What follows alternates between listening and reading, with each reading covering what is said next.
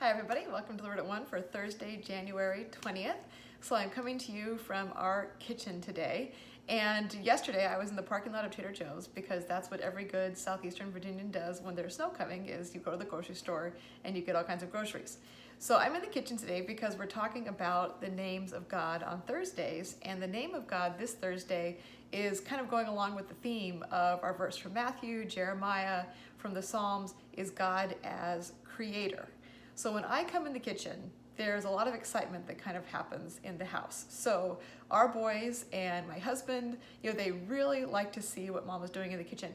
And it's not that I'm doing anything complicated. The reality is I get things from Trader Joe's and other places because I start with kind of prepared things, prepared already things, and then I sort of add to them a little bit. And so I kind of take things and just sort of put a little extra to them and then call that, basically cooking. But our son Josh, he's always excited because every time I go in the kitchen, there's a possibility that I'm making chocolate chip cookies, which are his favorite thing in the whole world. And so there's a lot of different excitements that happen when Mom gets in the kitchen, a lot of different anticipations for different reasons. So this Thursday, God as creator, that's his name as creator, it's exciting to watch and see what God does with his creation. So the verse today is from the Gospel of John, and this is one of my favorite scripture passages, John chapter 1, verses 3, talking about Christ.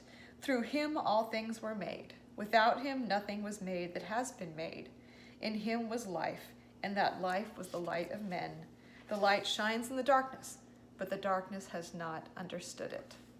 So God as creator means so many different things. It means that he formed us. We are fearfully and wonderfully made, as Psalm 139 tells us. God as creator means that he meant for the world to be a certain way, and it didn't end up that way in terms of what happened with the fall.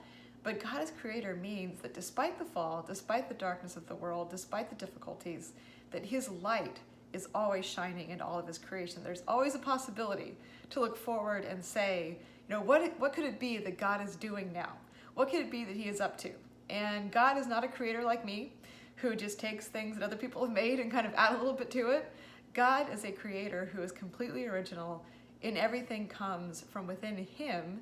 And because of that, we can always be excited. What is God the creator up to? What is the light that is shining in the darkness? Because the one who came was the one through whom all things were made. And it was to this creation, to you and I, that he came. And we can always anticipate that God is doing something good. We'll see you all tomorrow.